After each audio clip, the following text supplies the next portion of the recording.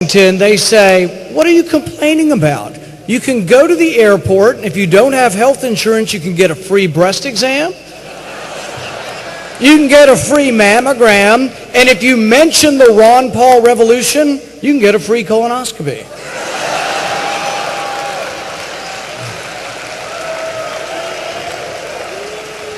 The only problem is some of us would prefer that our physician not be selected by advertising that's on the Pizza Hut box. I had the director of TSA come before my committee, and he said, well, we've got to pat down these children. And I showed him a picture of a 6-year-old girl from Bowling Green, Kentucky, and the agent had her hands inside this little girl's pants.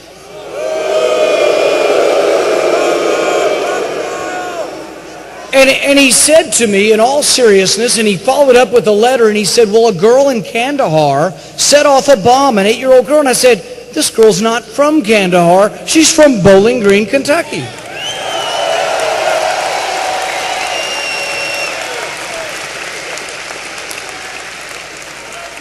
There's a professor at Harvard, and he wrote recently, his name's Noah Feldman, he wrote, the next time the TSA asks you to put your hands above your head, no, hun, just a little bit higher. No, hun, a little bit higher. And when you stand there for a vulnerable 7 seconds, the next time you do this, you ask yourself, is this the pose of a free man?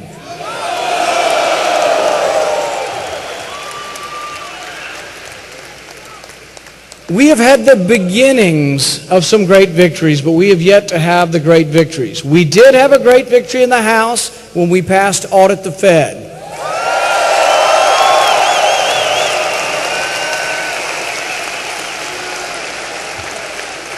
This is a credit to a certain congressman from Texas who got every Republican to vote for it and 100 Democrats to vote for it.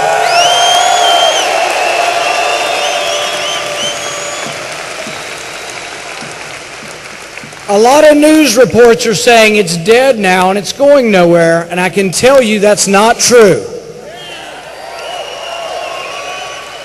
We have 29 co-sponsors in the Senate. I've sat down personally with Harry Reid twice, and Harry Reid assures me that he's been for Audit the Fed for over 20 years. Don't laugh. We found the YouTube videos. From 1987 on, Harry Reid has been for Audit the Fed. He's just not sure if he's still for it. But this is something we can do. When I go back in September, we're going to try to get a vote. Harry Reid is the only one that can allow me to have the vote. He has all the power. If everyone in this room convinces 100 other people to email Harry Reid and says, we want to vote on Audit the Fed, I think we still can get it. So that is for you to do.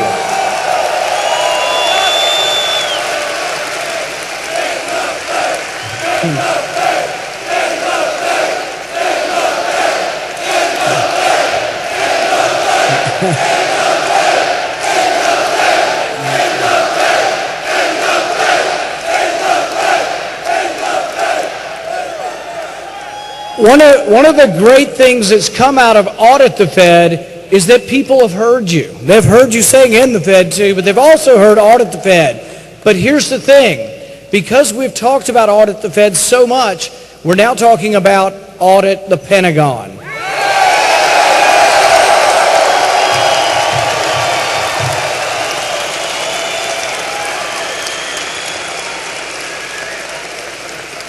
Now, because of Hurricane Isaac, it's not sure whether my message will get to the Republican National Convention, but I'm pretty sure I'm going to be able to speak. But one of the messages that I will give to them is that Republicans need to acknowledge that not every dollar is well spent or sacred in the military, and we have to look for waste in every department of government.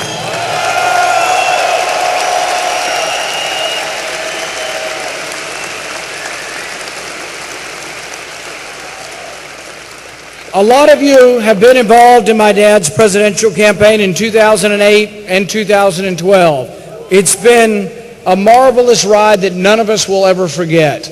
But there are three things that stick out in my mind and to me are so incredible that they were ever spoken at all on a national stage.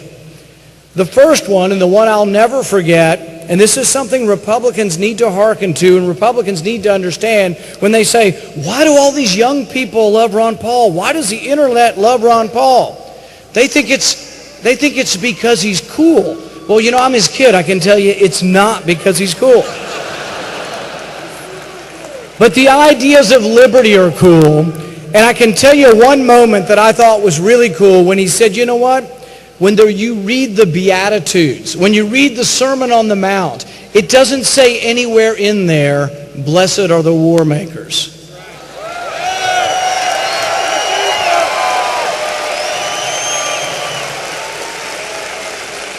What came out of these campaigns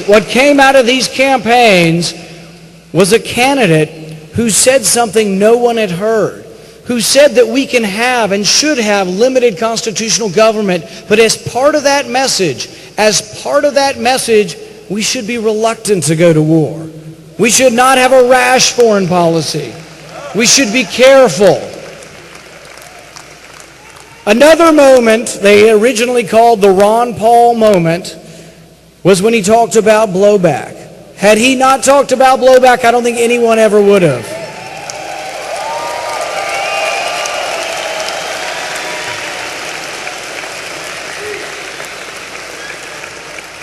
And the one thing that people still fail to grasp, so many fail to grasp, is they say, well, that's what your enemies are saying. Well, if you want to know why your enemies attack you, it doesn't justify why they attacked you. It doesn't justify any attacks.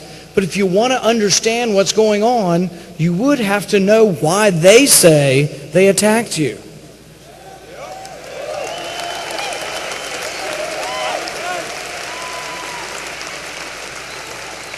The final, and I know there are hundreds of moments, but the final moment that was one of my favorite, and I think this was from 2008 also, when they talked about the war in Iraq, and he said, you know what?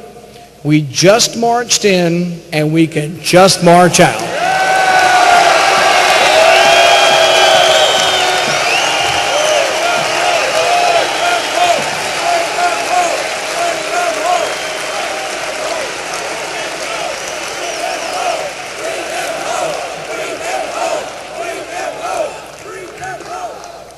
I give to you the guy that is my hero, the guy that is the greatest representative of the liberty movement in our time, my father, Ron Paul.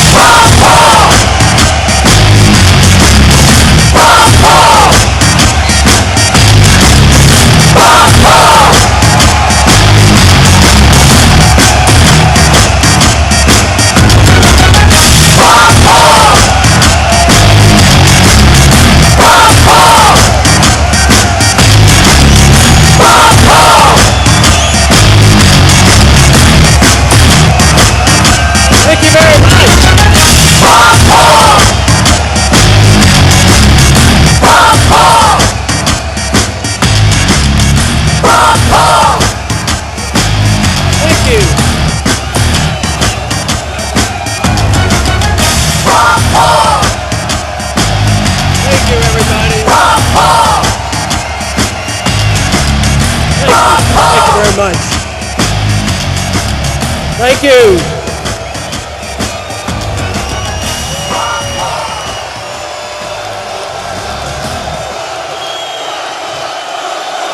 Thank you, thank you.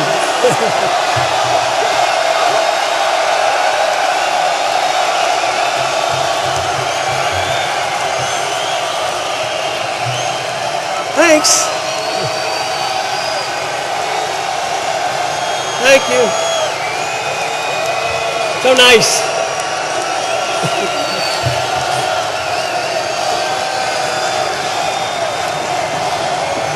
Thank you, thank you.